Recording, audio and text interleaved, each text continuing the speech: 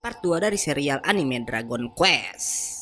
Di mana part kedua ini akan menceritakan tentang pengorbanan sang pahlawan legendaris untuk para muridnya dan dimulainya petualangan Dai yang ingin jadi lebih kuat. Kayak apa keseruannya? Mending langsung nonton aja. Tapi masih melanjutkan cerita kemarin di mana Avan yang melindungi kedua murid dengan tubuhnya masih bisa bertahan walau udah terkena serangan yang sangat telak. Avan lalu berkata jika sekarang Hadlar lebih kuat dari saat ia menjadi Raja Iblis dulu, yang bahkan dengan kekuatan mereka sekarang mustahil untuk mengalahkan sang iblis. Dan karena itu sebagai permintaan terakhir Avan meminta Dai juga Poppu agar suatu hari bisa mengalahkan Hadlar dan juga Ban sang iblis agung. Ia berniat melanjutkan duel dengan Hadlar dan menjadikan Dai beserta yang lainnya sebuah baja dengan sihir bernama Asutoron, yang katanya adalah sihir pertahanan tingkat tinggi dari serangan magis. Avan melakukan itu untuk melindungi Dai dan yang lainnya jika aja Avan kalah dan gak bisa melindungi mereka lagi dari Hadlar. Dan sebagai tanda perpisahan, Avan memberikan kedua muridnya 2 buah kalung sebagai tanda kelulusan mereka. Avan berbicara pada Dai kalau anak itu punya potensi luar biasa. Sayang mereka hanya bisa berlatih selama 3 hari aja. Yang Avan bilang andai mereka bisa berlatih selama 4 hari lagi udah tentu Dai akan jadi pahlawan seperti dirinya. Dan karena itu Avan berpesan agar Dai melanjutkan latihannya sendiri sampai ia menjadi seorang pahlawan sejati. Selanjutnya Avan memberikan Poppu kalung yang sama dengan pesan jika kekuatan yang Poppu peroleh dari hasil latihan harus digunakan untuk membantu orang lain. Seperti ia yang percaya jika Tuhan memberikan kekuatan agar Avan bisa melindungi mereka semua. Setelah itu dengan gagahnya Avan melangkah ke arah Hadlar di mana mereka masing-masing menyadari jika keduanya udah sama-sama kehabisan kekuatan sihir. Karena itu keduanya lalu memilih pertarungan jarak dekat tanpa sihir. Dengan tubuh yang baru, Hadlar bisa mengungguli Avan dan menghajarnya bertubi-tubi. Tapi tiba-tiba Avan bisa memasukkan kedua tangannya pada kepala Hadlar, membuat sang iblis bingung karena Avan masih bisa menggunakan sihir. Di sini Avan menjelaskan jika emang ia udah kehabisan energi sihir dan sihir bernama Magante yang ia pakai sekarang adalah sebuah sihir yang menyerap energi kehidupannya sendiri.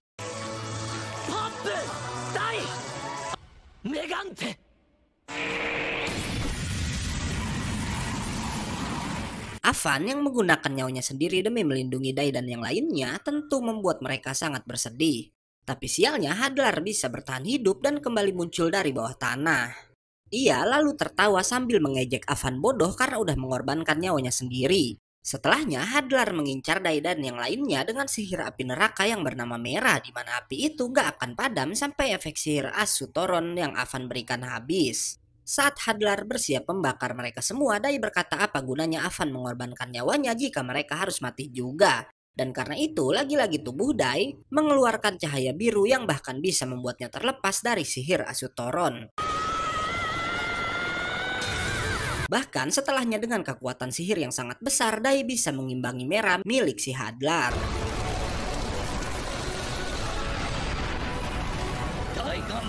Dai yang mengamuk lalu bisa menjatuhkan Hadlar dengan tangan kosong hingga sang iblis melihat tanda di dahi Dai yang katanya adalah tanda dari naga. Hingga kemudian dengan kekuatan terakhirnya Hadlar kembali memakai sihir dan terlihat mengenai Dai sangat telak.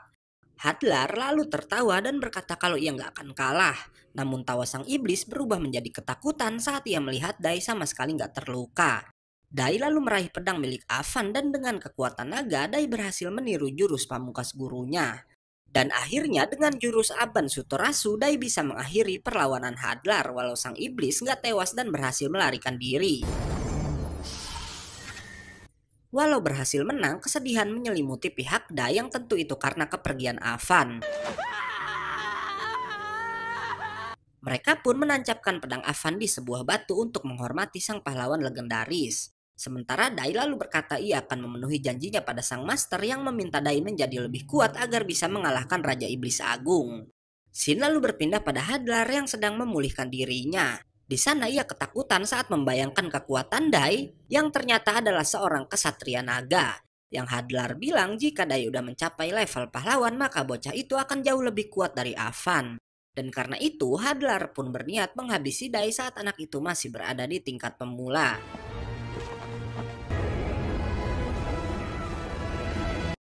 Keesokan harinya, Dai ternyata memutuskan memulai petualangannya dan meninggalkan Pulau Dremlin agar bisa jadi lebih kuat. Dai pergi seorang diri karena jika para monster ikut keluar dari pulau itu, maka mereka akan kembali terpengaruh aura jahat dari sang iblis. Sementara Popu nggak kelihatan karena ia sangat terpukul atas kematian masternya. Namun saat Dai akan berangkat, Popu datang karena ia mengingat pesan Avan yang menyuruhnya menggunakan sihir untuk membantu orang lain. Hingga akhirnya petualangan kedua murid Avan pun dimulai. Keduanya lalu tiba di sebuah hutan dan menyelamatkan seorang bocil yang saat itu sedang dikejar para monster. Gak hanya mereka berdua karena kemudian ada seorang gadis yang ikut membantu melawan monster tersebut. Gadis bernama Mamu itu datang untuk mencari si bocil yang tersesat di hutan yang seperti labirin itu. Ditambah sejak bangkitnya Raja Iblis jadi banyak monster buas yang datang ke sana juga. Karena sebentar lagi akan gelap, sebagai tanda terima kasih Mamu mengajak Dai dan Popu ke desa mereka. Tapi si Popu dengan sombongnya menolak hal tersebut karena ia menginginkan mereka cepat sampai ke istana Raja Romos yang akan mereka tuju. Tapi ternyata barang bawaan keduanya tertinggal dan saat si bocil membukanya ternyata Gomechan menyusup untuk ikut berpetualang dengan Dai. Dan di sini terlihat walau udah keluar dari Pulau Dremlin, Gome nampak gak terpengaruh oleh aura jahat sang iblis. Shin lalu berpindah pada Hadlar di mana ia diberitahu anak buahnya jika Dai sedang menuju istana Romos. Dan karena itu ia menghubungi monster bernama Kurokodain, sang raja hewan buas untuk menghabisi Dai. Kurokodain yang sangat suka pertarungan dan lawan yang kuat pun langsung menyetujui hal tersebut. Kurokodain pun langsung menemui Dai dan Popu dan mengenalkan diri sebagai salah satu komandan dari 6 pasukan Raja Iblis Agung. Ia pun langsung menunjukkan kekuatannya yang bahkan dengan satu geprekan aja bisa menghancurkan tebing. Melihat hal itu, si Popu pengecut malah lari meninggalkan Dai seorang diri. Pertarungan pun langsung terjadi di tempat itu, di mana Kurokodain sangat kuat bahkan gak mempan dengan teknik tebasan Daichizan. Si buaya lalu menunjukkan kekuatan dari senjata tipe legendarisnya, yang bahkan dari anginnya aja bisa melukai tubuh Dai. Namun Dai masih bisa menghindar dan malah berhasil menendang Kurokodain. Sementara itu Popu terkena azab di mana ia yang tadi melarikan diri malah dikejar salah satu monster buas. Beruntung Mamu datang dan bisa menyelamatkannya. Hingga gak lama Popu melihat jika Mamu memakai kalung yang sama seperti yang Avan berikan padanya. Kembali ke pertarungan di mana Dai dengan kaihazannya bisa melukai perut Kurokodain. Walau setelahnya ia bisa dijatuhkan oleh sang buaya sampai gak bisa bergerak. Dan saat Dai akan dihabisi, Popu Mamu datang ke sana di mana sang gadis langsung menembak tubuh Dai. Yang ternyata Mamu memberikan tembakan sihir yang bisa membuat Dai kembali bangkit. Nggak sampai di situ aja karena Mamu pun kemudian menembakkan peluru sihir es yang membuat tangan Kurokodain membeku. Melihat kesempatan itu, Dai menyerang dan bisa melukai wajah sang monster membuatnya melarikan diri. Setelahnya mereka pun berbincang di mana ternyata pistol sihir yang dipakai Mamu ia dapatkan dari Avan. Shin lalu berpindah ke Pulau Dremlin dan saat itu Brass didatangi salah satu komandan pasukan iblis bernama Zaboera yang bahkan bisa menembus pelindung buatan Avan. Kembali ke Dai di mana ia diajak Mamu ke desa dan di sana Mamu bercerita jika ayah dan ibunya adalah teman seperjuangan Avan saat ketiganya melawan Raja Iblis bersama-sama. Setelah mengalahkan Raja Iblis, Avan pernah ke desa Mamu pada 5 tahun yang lalu dan menjadikan gadis itu sebagai muridnya. Di sini terbongkar walau Mamu menggunakan pistol sihir yang gak bisa mengisi sendiri pistol itu dengan sihir. Dan selama ini yang mengisi pelurunya dengan sihir adalah tetua desa dan karena itu Popu bersedia mengisikan peluru-peluru Mamu menggunakan sihirnya. Saat Popu akan mengisi peluru-peluru itu, Dai tiba-tiba berkata jika ia harus pergi ke suatu tempat. Shin pun kembali berpindah ke markas Kurokodain yang sangat kesal karena berhasil dilukai oleh Dai. Gak lama Zaboera datang menemui si monster dan berkata jika kedatangannya adalah untuk membantu Kurokodain walau cara Zaboera untuk mengalahkan Dai adalah cara yang kotor. Kurokodain awalnya menolak dan gak mau mengikuti cara licik si Zaboera. Namun Zaboera berkata jika Kurokodain kalah dari Dai ia akan kehilangan posisinya sebagai komandan bahkan akan ditertawakan karena kalah dari seorang bocah. Balik lagi ke Dai yang ternyata menemui tetua desa dan meminta Pak Tua itu mengajarkan sihir. Tetua desa lalu berkata jika ia nggak pantas mengajari murid Avan. Dan di sini Dai akhirnya jujur jika ia hanya dilatih Avan selama 3 hari dan mengatakan jika saat ini gurunya itu telah tiada. Tanpa Dai sadari kata-katanya didengar oleh Mamu. Hingga malam harinya ibu Mamu memberitahu Dai dan Popu jika anaknya tiba-tiba aja mengurung diri di dalam kamar. Keesokan harinya, Dai pun berlatih dengan tetua desa dan bisa sedikit menggunakan sihir, walau sihir Dai terlihat masih sangat lemah. Setelah menetap selama beberapa hari, Dai Popu dan Gomechan pun akhirnya pergi dari desa menuju kerajaan Romos. Dan saat mereka sedang berada di dalam hutan, Mamu akhirnya datang karena ia udah memutuskan untuk ikut bertualang dengan teman-temannya itu. Malam harinya, Dai dan teman-temannya akhirnya tiba di kerajaan Romos walau awalnya mereka nggak diizinkan masuk oleh para penjaga karena katanya penjagaan kastil diperketat karena akhir-akhir ini para monster sering menyerang. Para penjaga malah mengusir mereka karena nggak percaya kata-kata Popu yang bilang kalau mereka adalah kenalan dari Raja Romos. Dan karena itu, Dai bersama teman-temannya pun memutuskan untuk tinggal di penginapan yang ada di kota. Saat Popu berkata mereka adalah pahlawan, nggak diduga si pemilik penginapan berkata jika sebelumnya ada beberapa pahlawan juga yang lebih dulu menginap di tempatnya. Mendengar itu, Dai sangat senang dan ingin menemui para pahlawan tersebut. Tapi ternyata para pahlawan yang dimaksud adalah pahlawan palsu yang bertarung dengan Dai di part sebelumnya. Mereka lalu berkata pada Dai jika keempatnya udah bertobat dan kini pekerjaan mereka semua cuma memburu monster lemah demi uang imbalan. Dan akhirnya Dai pun memaafkan mereka semua. Esokan harinya nggak diduga Kurokodain dan seluruh pasukan hewan buasnya datang menyerang kerajaan Romos.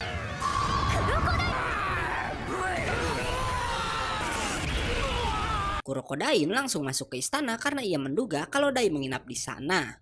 Beruntung saat Kurokodain akan menghajar sang raja, Dai akhirnya tiba di istana juga.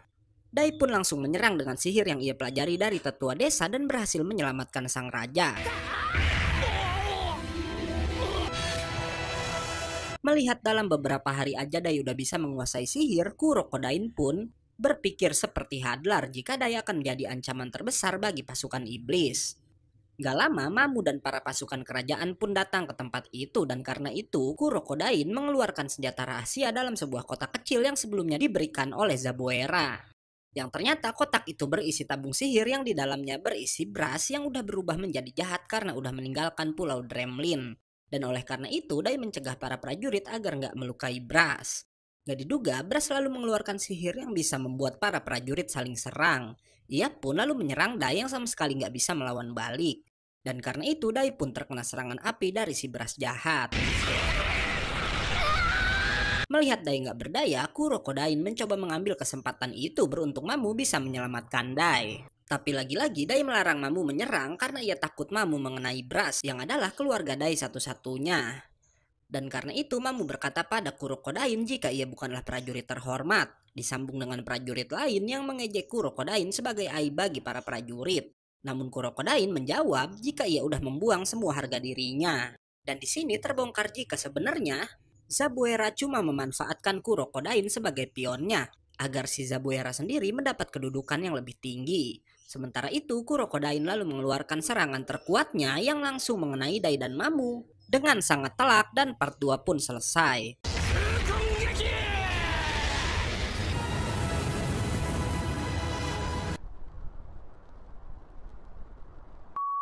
Datang lagi besok untuk tahu kelanjutan ceritanya. Bui bui.